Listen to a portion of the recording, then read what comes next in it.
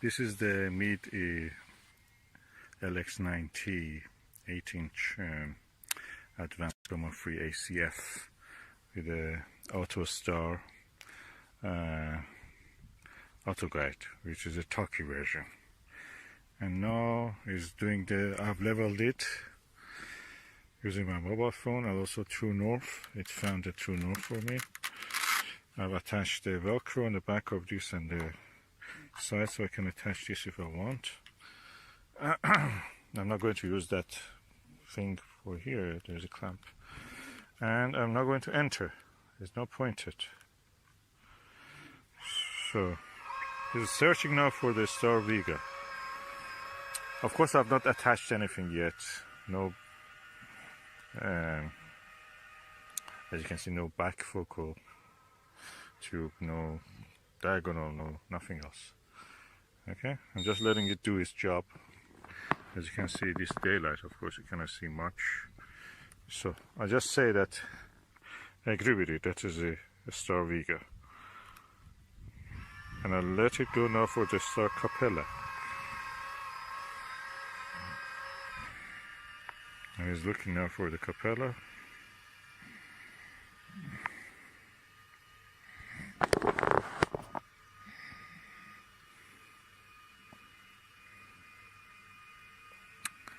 Of course, if it was in the night time, I would have actually tried to see if it is really in center. I would train it and everything. It's correcting itself. Okay, so I can now press enter if you see it. Of course, I cannot see the Capella at this time of the day. The sun has just set, so it's not visible. But let's just say enter. I agree with it. Now align successful. Object. Okay, I want to see the object. So let me see what object it has. Press the enter object, and now it goes to solar system. And I say again enter, and this goes to all the objects in the solar system that are in the library of this. So Mercury, no. Oh, sorry, I have to go here actually. It's a weird system. Mercury, Venus, you have to press this and this. Venus, Mars. I'm testing it just to see Jupiter. Jupiter must be around somewhere in the horizon, above the horizon. So I enter. It must be in that direction somewhere. If it goes into that direction, that means it's working. So I enter. It's calculating. It's giving me some information about it.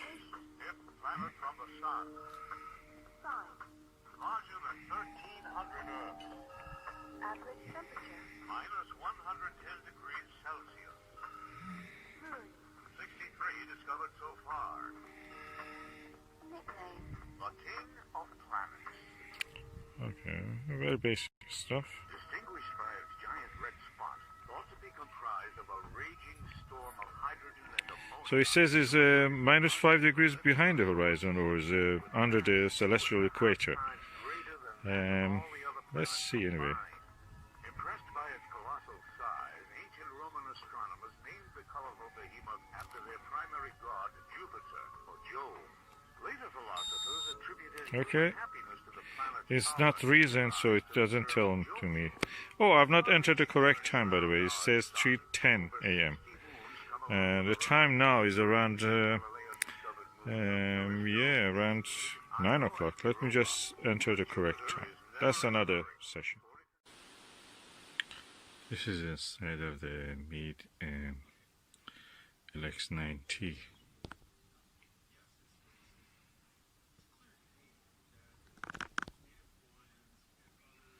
You can see the baffle inside the secondary pathway.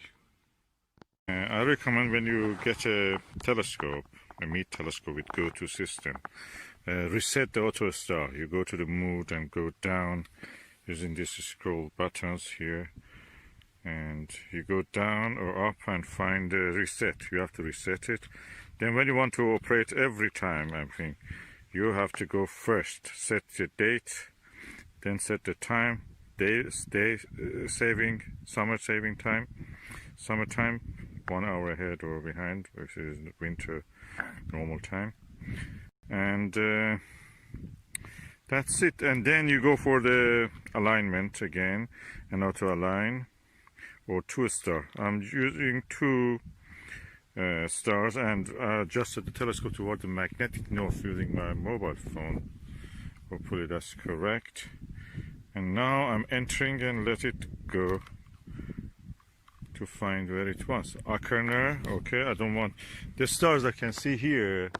Is one of them is that star, which is the, you see the center. That's the Arcturus. So I go down.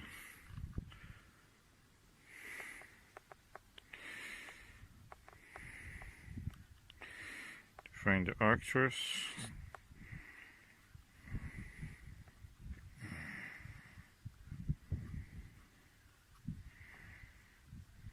Antares must be also visible beside the Jupiter. But I'm going for Antares. Arcturus, Arcturus is here. And let us see if it is correct now. I can find it. Okay, it's turning toward the right direction. Let me turn on the flash so you can see. Okay, that's the direction, is almost right. So when it goes there and points to the Arcturus, that is rising. I think that is almost right. I think it's around 2-3 degrees wrong. I have to press it and bring it to that position. I will do it. Okay, the Arcturus is now at the field of view. Of course, I don't know if you can see it, but anyway, it's in the field of view at the center. And I use the focal reducer just to make the wide field of view. So I'm now entering, so it knows that's a star. So I'm now going for the second star. Let me see what star I can choose. So for telescope, I've attached the Autostar, the Velcro to the body. It's like magnet, as if it attracts to it. And for the second star, I'm going to choose the star which is right above our head. Let me turn off the flash. Yeah, that's the star you see there in the center. That's Vega. And I'm going to use that.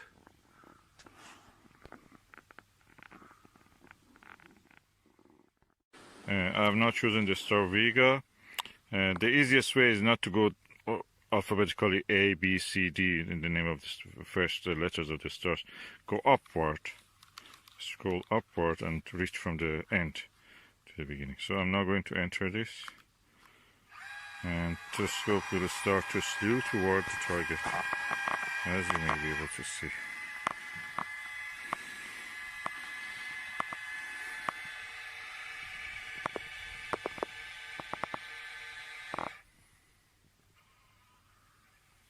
We're almost trying to find it. Of course, I will try to help it because it's the first time I'm using this with this system. So I have to bring it to the center. I will do that. For the second star, I noticed that the Vega was covered with the clouds, so I just chose Antares. Over there, beside the brightest dot that you see is Jupiter. So what I'm going now is to press enter, and this is calculating. Alignment successful. I'm now going to choose the object. So I press enter again. Solar system, and this is going to Mercury. I want to go for Jupiter, so I'm going down. Venus, Mars, Jupiter. Okay. If I enter now, this will go to talk about it. I don't want talk because I've listened already to that. I want it to go to Jupiter. So yeah, dead center. Dead center. We have the Jupiter dead center. Auto align successful. -110 degrees Celsius. 63 to discovered so far.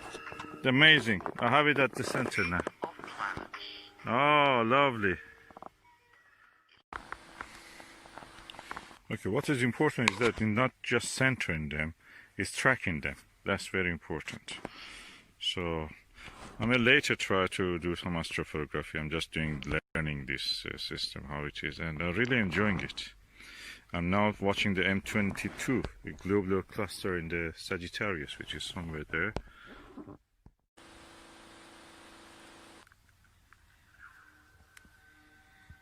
planet Saturn. Analysis.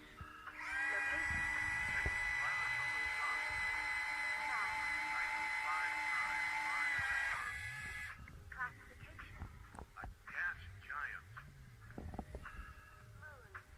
60 and counting.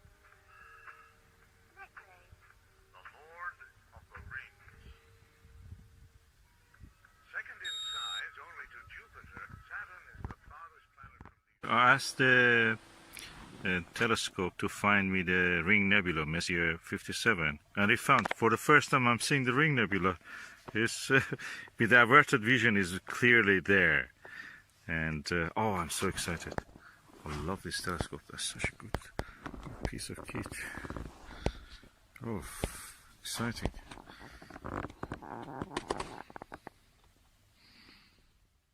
I'm now seeing the M13. I don't remember, have I seen M13 before in the binocular? Probably at 1240 I had. I never saw it with a telescope. That's clear, it's there. It's a very fuzzy thing. It looks like a comet, but it doesn't. I have to really darken up my eye, but there is a little light here, as you can see. And anyway, it's beautiful. It's there.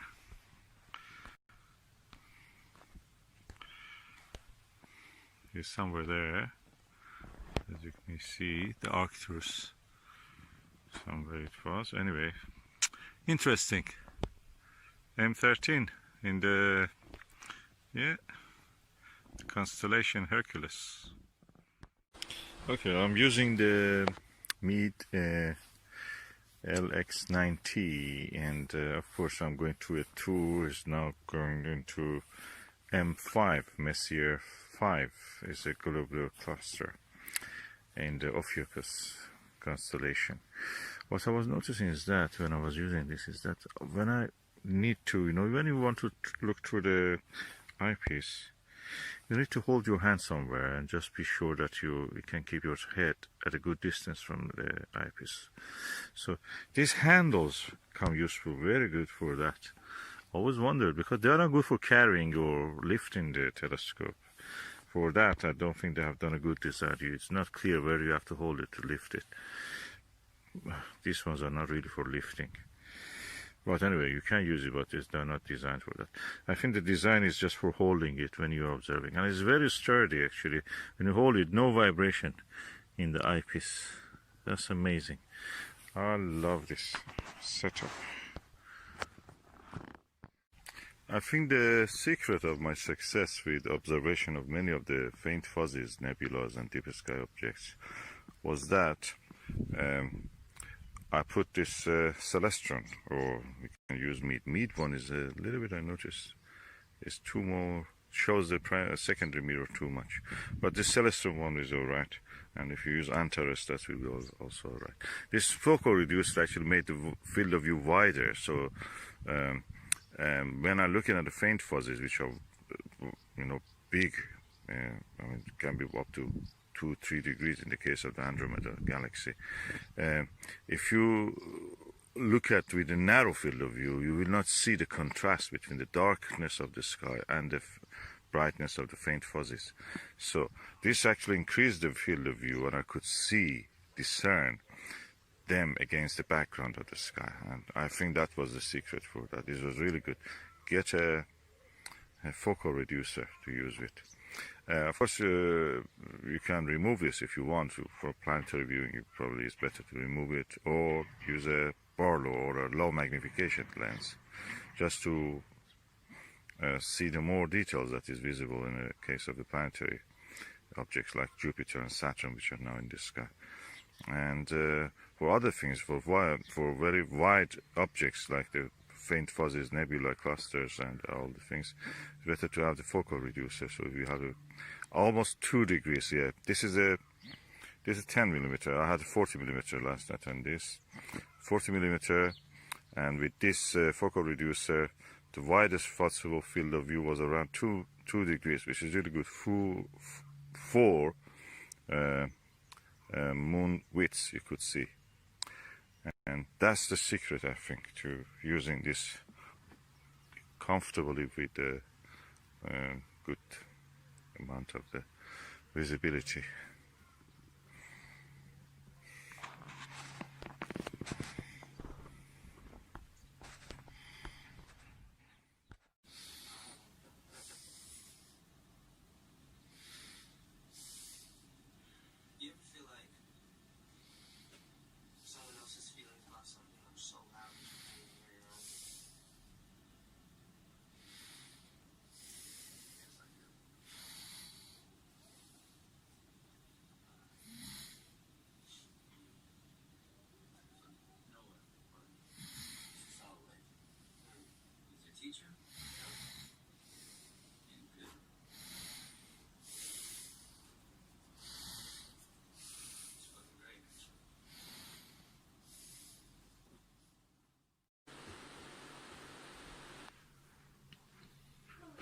One of the moons of the Jupiter is now very close to it. It's probably Io. I tried to capture it in a photo.